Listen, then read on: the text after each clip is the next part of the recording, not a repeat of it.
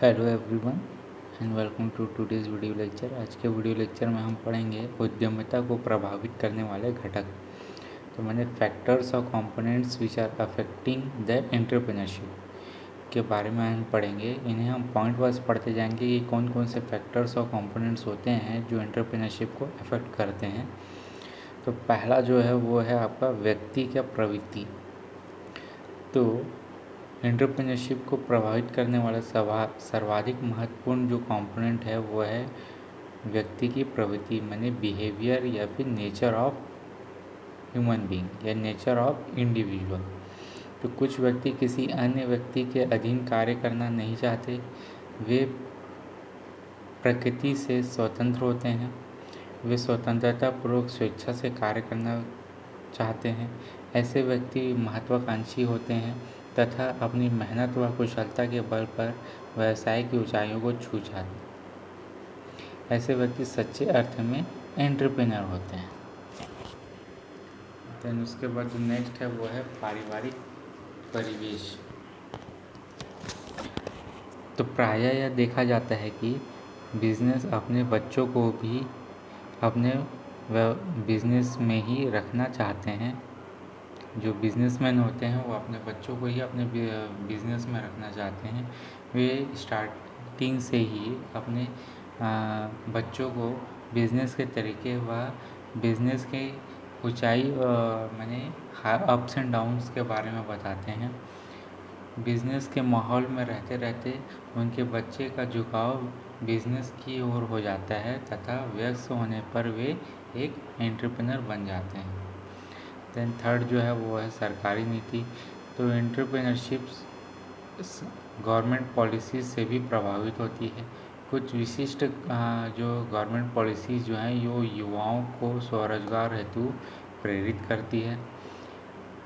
आजकल गवर्नमेंट जो है वो युवाओं को स्वयं का रोजगार स्थापित करने हेतु अनेकों सुविधाएं दे रही है। अनेकों संस्थाएं इस क्षेत्र में कार्यरत हैं। ऐसी कुछ प्रमुख संस्थाएं निम्नलिखित हैं। फर्स्ट जो है वो है लघु उद्योग विकास संगठन नई दिल्ली, और सेकंड जो है राष्ट्रीय लघु उद्योग निगम लिमिटेड नई दिल्ली।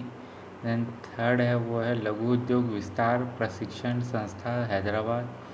देन फोर्थ जो है लघु राष्ट्रीय उद्यमिता एवं विकास संस्थान नई दिल्ली।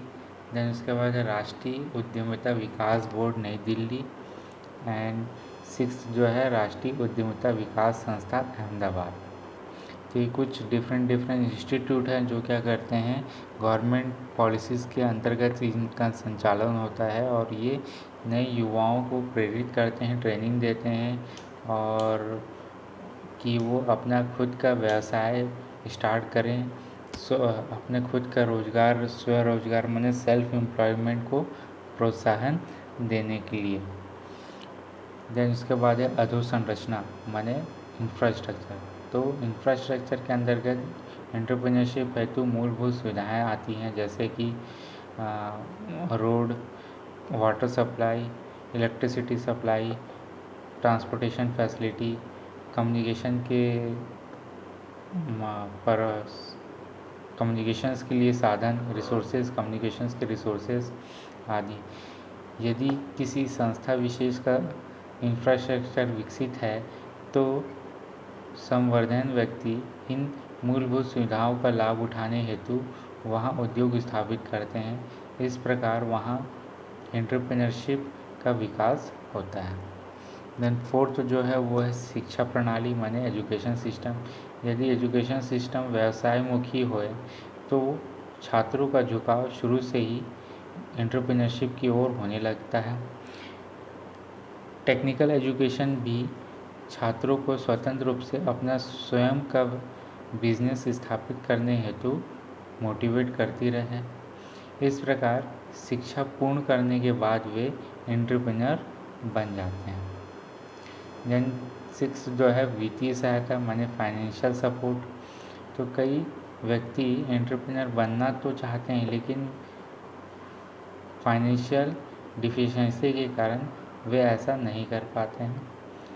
यदि उन्हें फाइनेंशियल सपोर्ट प्राप्त हो जाए तो वे निश्चित रूप से सेल्फ एम्प्लॉयमेंट स्थापित कर एंटरप्रेन्योरशिप के डेवलपमेंट में योगदान कर सकते हैं। देन जो सेवन्थ जो है वो है रिसर्च एंड डेवलपमेंट कार्य।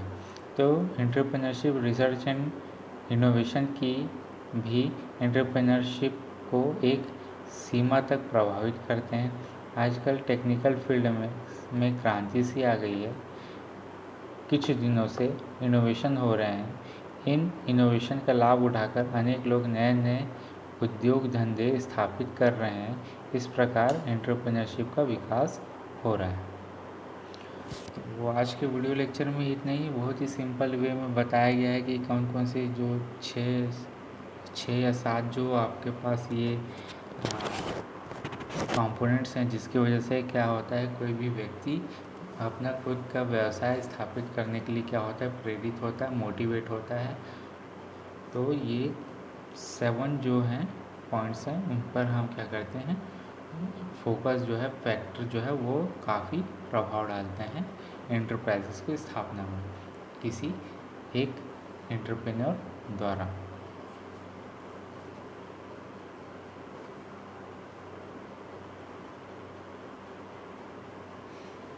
तो आज के वीडियो लेक्चर में इतना ही। Thank you.